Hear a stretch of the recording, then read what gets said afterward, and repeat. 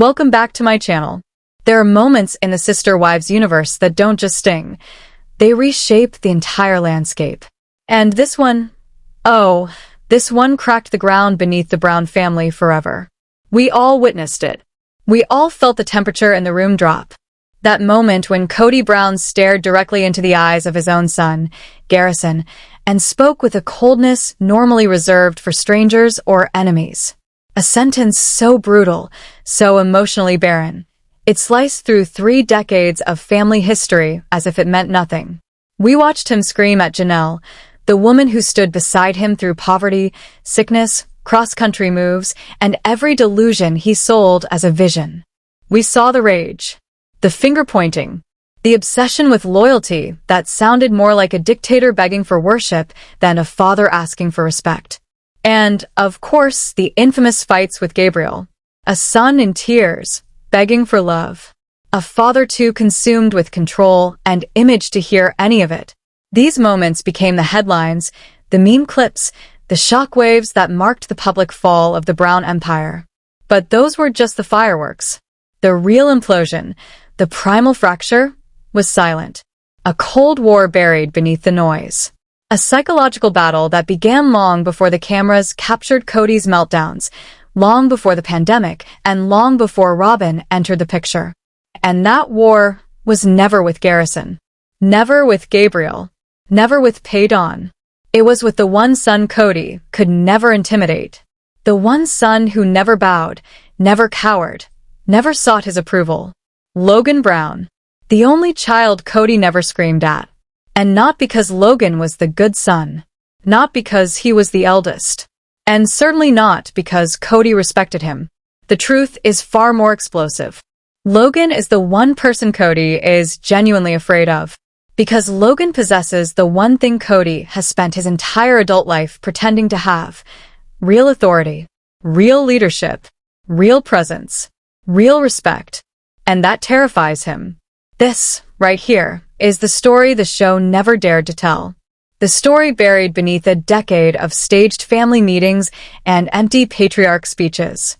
So before we dive into this unspoken war that shaped the rise and fall of the Brown family, do me a favor, smash that like button, subscribe, and ring that bell. Because the truth I'm about to unpack doesn't just rewrite the SisterWives narrative. It changes everything.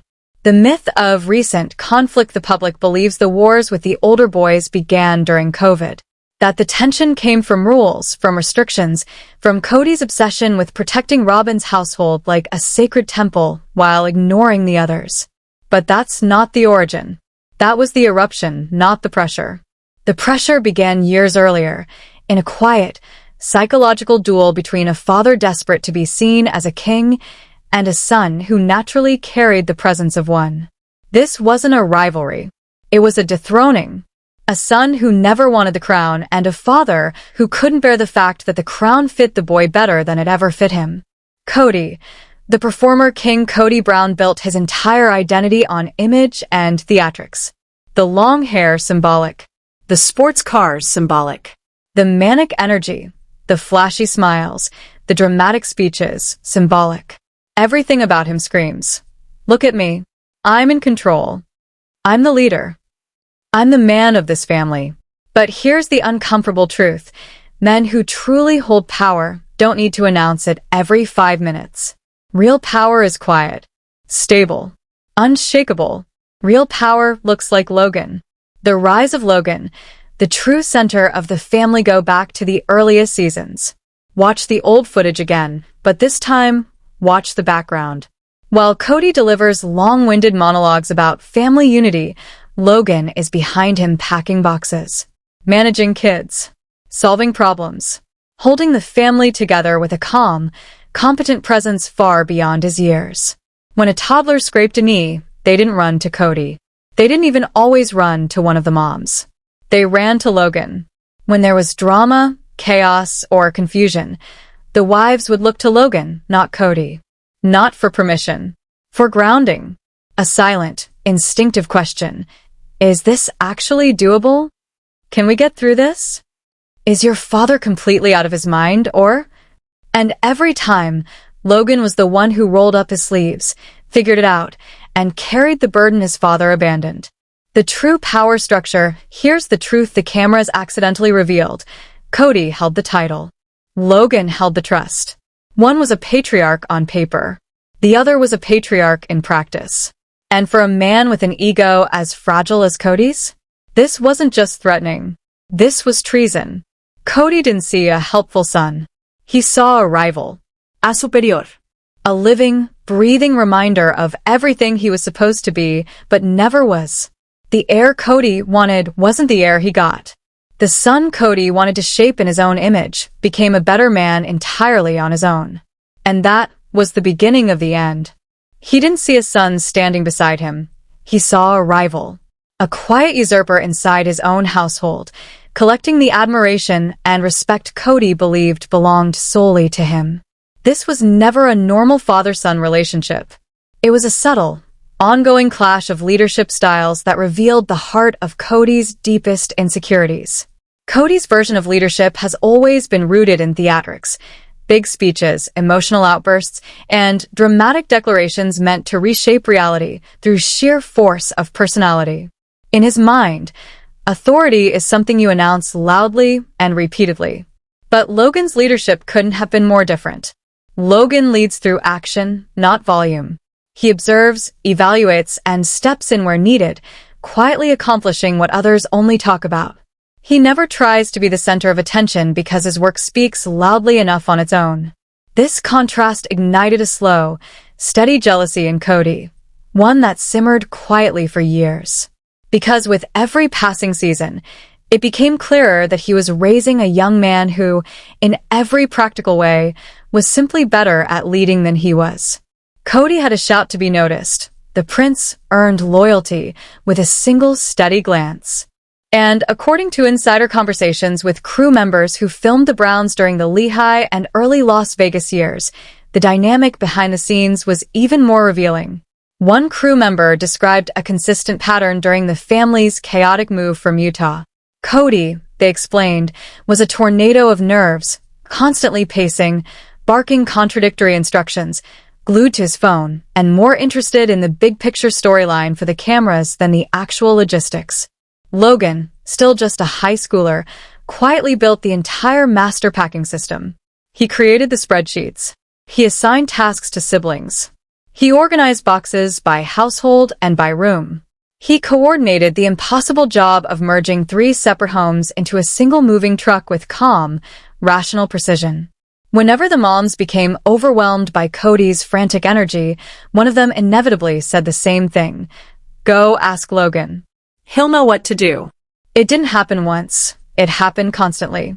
Kody acted like the director of a movie about moving, but Logan was the one actually lifting the furniture, solving the problems, and keeping the family functioning.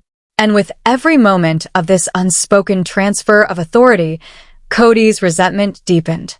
Each time a wife leaned on Logan's judgment instead of his, each time a child approached Logan for help, Kody didn't interpret it as a reflection of good parenting. He saw it as a challenge, a threat, a reminder of everything he wasn't. His entire patriarch identity was built on the idea that he was the problem solver, the provider, the irreplaceable head of the household. But Logan's calm, capable presence dismantled that illusion every single day. It proved that the family often ran smoother without Kody's chaotic involvement. It exposed the uncomfortable truth that the king might not have been wearing the crown at all. All of this tension quietly erupts in one of the most symbolically loaded scenes in SisterWives history, the breakfast scene in Las Vegas. On the surface, it looks like a normal, chaotic family morning.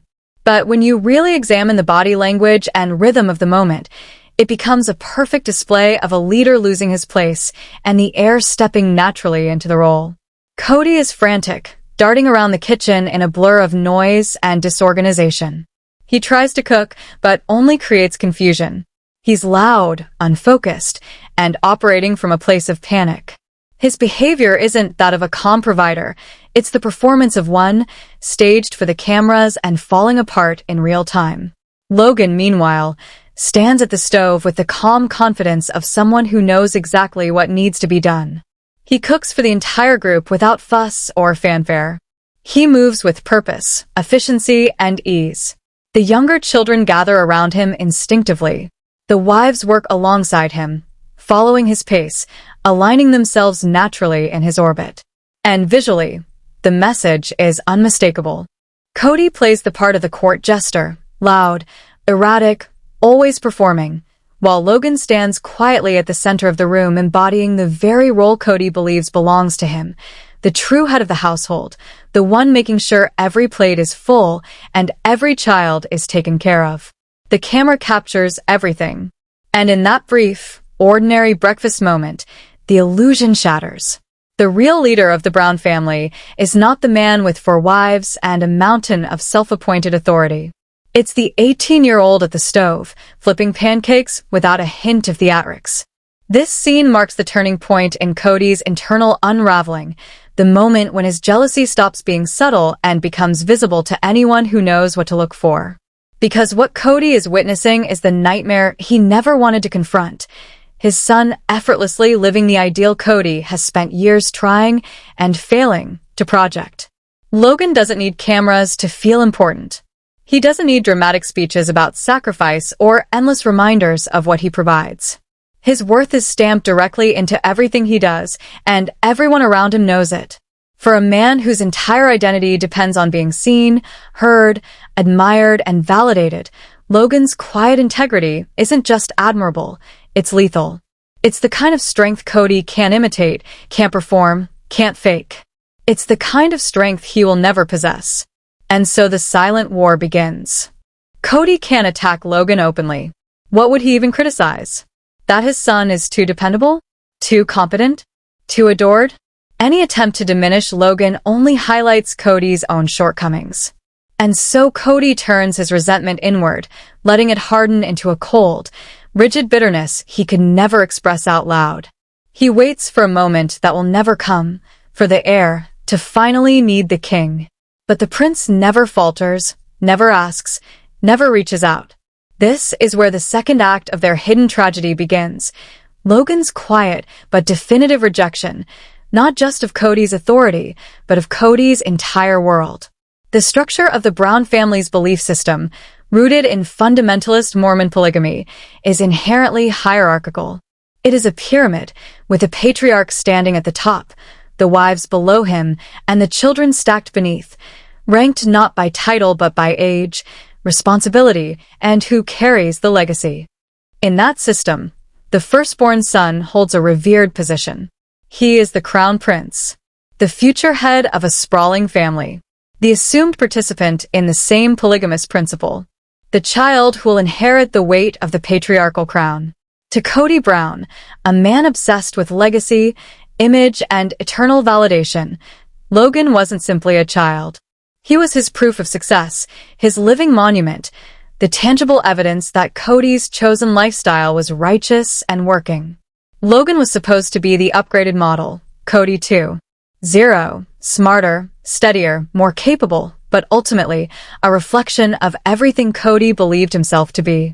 From the moment Logan could walk, he was quietly funneled into the role of heir. Responsibility wasn't something he volunteered for. It was something placed on his shoulders by necessity. In a household bursting with children, Logan became the built-in babysitter, the homework tutor, the disciplinarian, the extra adult. He was the glue between siblings, the support beam for the wives, the functional backbone of an entire family system. To Kody, this was training, apprenticeship, preparation. He imagined a future where Logan would stand beside him as a fellow patriarch, a partner in the grand, multi-generational vision Kody thought he was building. In Kody's mind, he wasn't just raising a son, he was shaping a king. What Kody never understood was that the training he believed would shape Logan into his successor was actually doing the exact opposite. While Kody fantasized about legacy, Logan was quietly building an exit strategy. All those responsibilities weren't grooming him for leadership. They were teaching him exactly how suffocating the crown truly was. Because Logan saw everything, front row, unfiltered, in real time. He saw the cracks in the system Kody worshipped. He saw the financial strain no one talked about. He saw the wives quietly battling jealousy. He saw the exhaustion, the resentment, the emotional wounds no prayer circle could heal. He saw a patriarch stretched so thin he could never truly show up in any one household. What the world saw as a celestial family, Logan saw from the ground floor as barely functioning chaos. To Logan, the crown wasn't a symbol of inheritance. It was a warning. He knew exactly what kind of man he didn't want to become and exactly what kind of life he refused to live. And so, long before Kody ever sensed it, Logan made his decision. Not loudly, not rebelliously, but with the same calm certainty that defined everything he did. He walked away from the legacy he was supposed to inherit and toward the life he chose for himself. It wasn't loud. It wasn't dramatic. There was no slammed door, no shouted argument, no final ultimatum echoing through the Brown family home. Logan's rebellion began the way real rebellions do. Quietly, softly, with a kind of calm, unshakable resolve that is far more devastating than rage could ever be. For Kody, this wasn't just a son making his own choices. This was the crown prince abandoning the throne. And it began with a single decision. Logan rejected the crown. This wasn't a teenage tantrum or a momentary lapse. It was a deliberate, thoughtful series of choices, each one a slow, precise hammer strike against the dynasty Kody had spent his whole adult life trying to build. What followed was not a war fought with words, but a war fought with silence, with distance, with direction. The first blow, the most painful, came when Logan rejected polygamy entirely. He didn't tiptoe around it. He didn't soften the edges to protect his father's ego. He simply chose a different life. A life rooted in modern partnership, in equality, in mutual commitment. A life with one woman, Michelle, built not on doctrine, but on choice. To anyone else, it would have seemed normal, beautiful, healthy. But to Kody Brown, a man who tethered his entire identity to plural marriage, this wasn't just a choice. It was mutiny. Because when Logan said no to polygamy, he wasn't just rejecting a lifestyle. He was rejecting the very ideology that justified Kody's entire existence. He was rejecting the theology Kody preached, the spiritual hierarchy Kody enforced, the celestial blueprint Kody insisted was divine. Logan's choice to build a normal, monogamous, secular life wasn't rebellion to him. But to Kody, it was betrayal. It was humiliation. It was his own son holding up a mirror and saying, "This is not the life I want. This is not the legacy I believe in. And this will not be my future."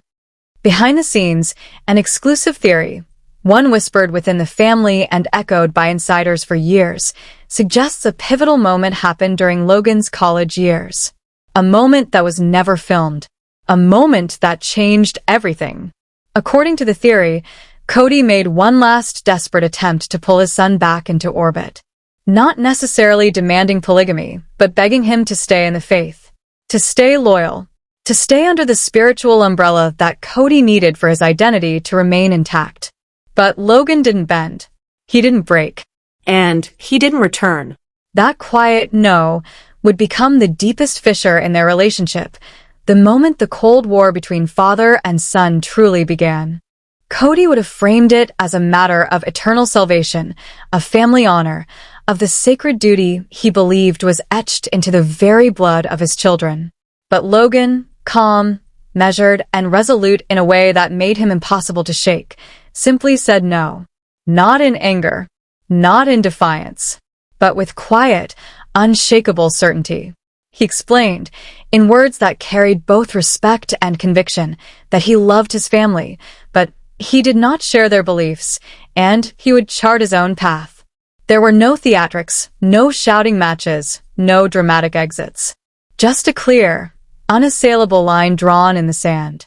And to Kody, that silence, that polite, rational refusal, was infinitely more infuriating than any tantrum could have been.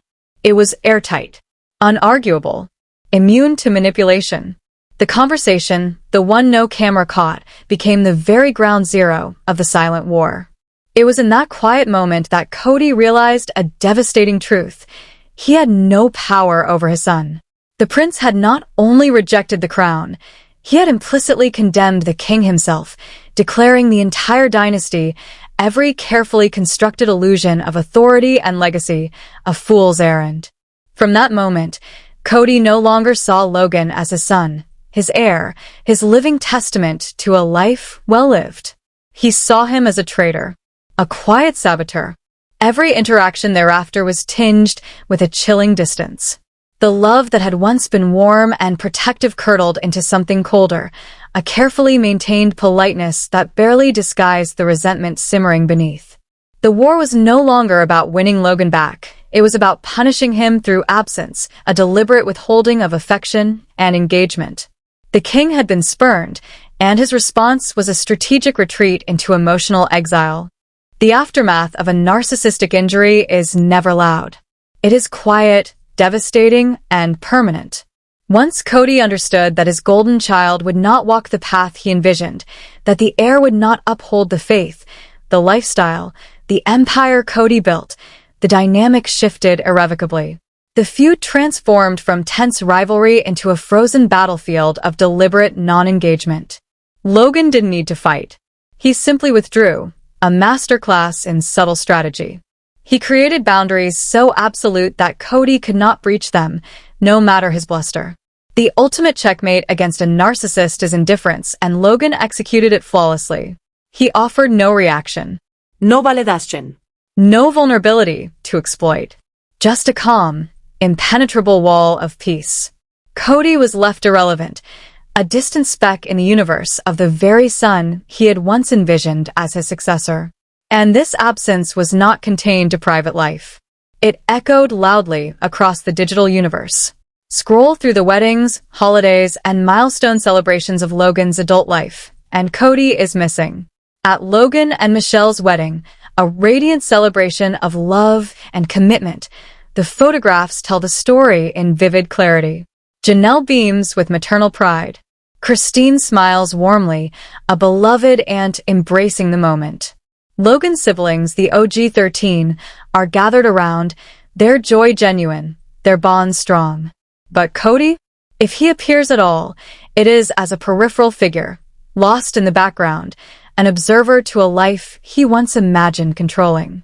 There are no proud father-son portraits, no triumphant patriarchal smiles, no evidence of Kody's approval guiding Logan into adulthood.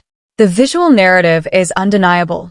This life belongs to Logan, Michelle, and the family they choose to cultivate.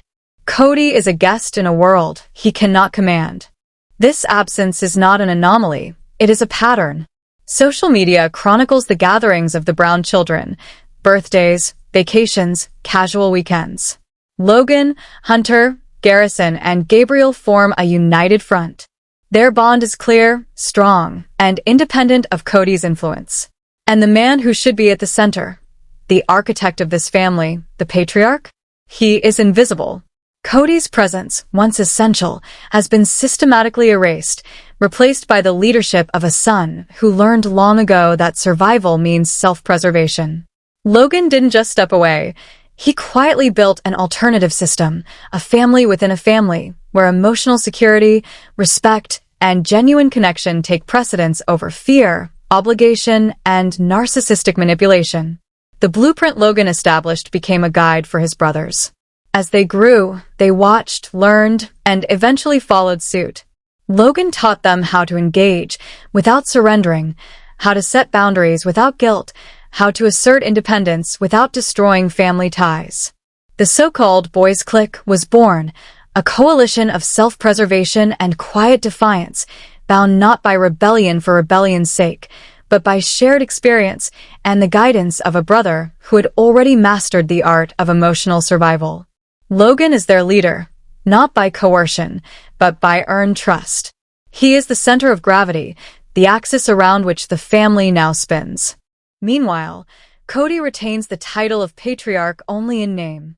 His authority, his vision, his grandeur, his identity, all outsourced to the son he could not control. Christine, Janelle, and the rest of the children have long since turned to Logan for guidance, support, and reassurance.